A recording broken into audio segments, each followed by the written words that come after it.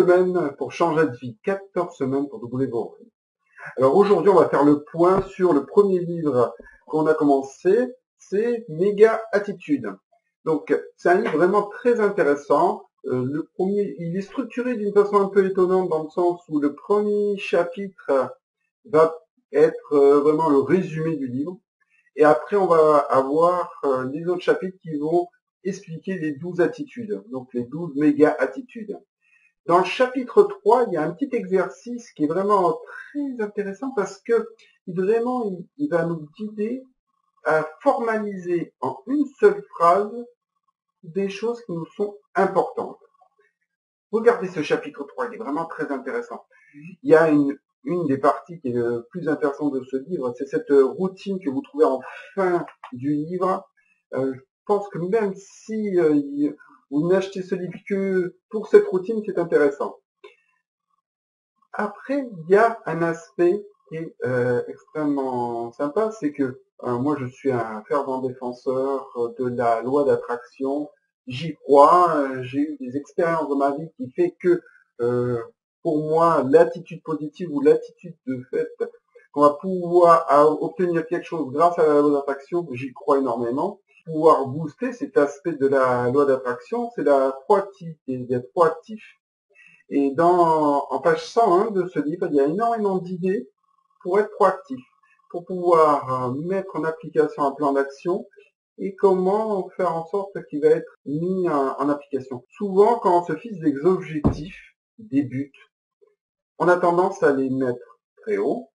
Ça, ce n'est pas un problème, au contraire, c'est très bien, sauf que on ne se met pas de marche intermédiaire, de petites choses qui vont nous permettre de voir qu'on évolue. Le fait de se dire, voilà, dans 10 ans, j'aurai une maison qui vaudra 5 millions de dollars, 5 millions d'euros, c'est loin.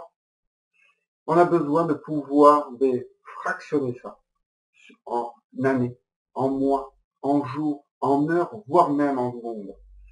En fractionnant ça, et j'aime bien l'image des petits pas japonais, c'est parce que dans un jardin japonais, on a des cailloux qui sont positionnés correctement pour que vous puissiez avancer petit. Et bien là, exactement, vous avez besoin de fractionner vos actions en toutes petites actions, toutes petites, qui vous rapprochent de votre objectif.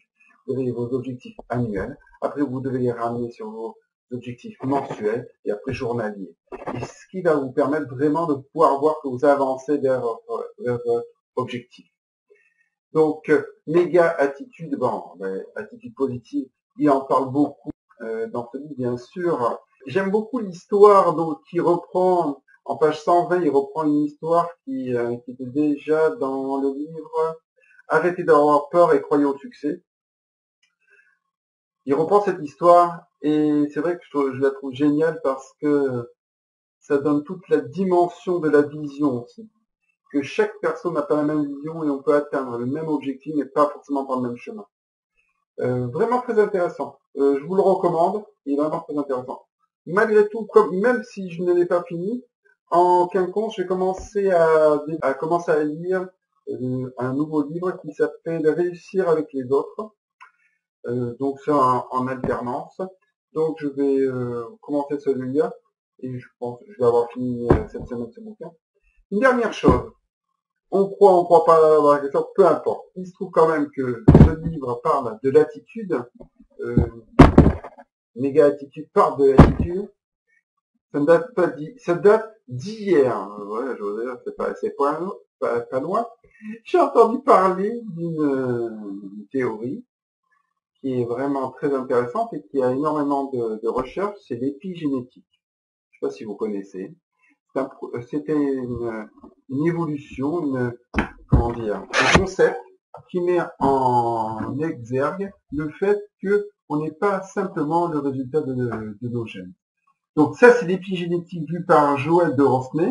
Donc je vous les mettrai la vidéo en dessous. L'épigénétique, c'est la modulation de l'expression de nos gènes en fonction de notre comportement relatif à 5 éléments connectés. L'alimentation, notre activité physique, notre façon de gérer notre stress, comment on va être influencé par rapport à notre attitude, positive ou négative, les plaisirs, le plaisir que l'on a à travailler, à faire nos activités, et les contacts sociaux, c'est-à-dire amicaux, familiales. Tout ça a une incidence directe sur nos gènes. Et donc, il est probable que ces 5 éléments puissent avoir un effet bénéfique sur notre vie, sur notre santé, et peut même être éventuellement transmis à notre descendance. Je ne sais pas si vous comprenez bien. C'est-à-dire que on explique, grâce à avec l'épigénétique, bien sûr, on a un patrimoine génétique, mais d'un autre côté, on a une incidence directe sur notre corps, sur notre fonctionnement, grâce à des éléments que nous seuls avons le contrôle, c'est-à-dire ce qu'on mange, notre attitude, notre façon d'être, le sport qu'on va faire, comment on va s'exposer au soleil, comment on va bien dormir.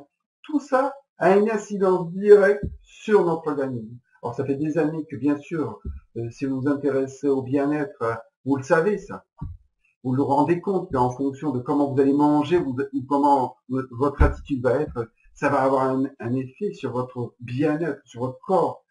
Mais là, grâce à l'épigénétique, aujourd'hui, on est en train de mettre un mot dessus. Et ça, je trouve ça génial. Alors, je vais vous mettre en dessous de cette vidéo une autre vidéo qui parle justement de l'épigénétique, parce que je trouve ça génial. Et je trouve que ça correspond vraiment bien au thème de ce livre, la méga-attitude. Allez, je vous laisse pour aujourd'hui et bon succès à tous. À la semaine prochaine, au revoir.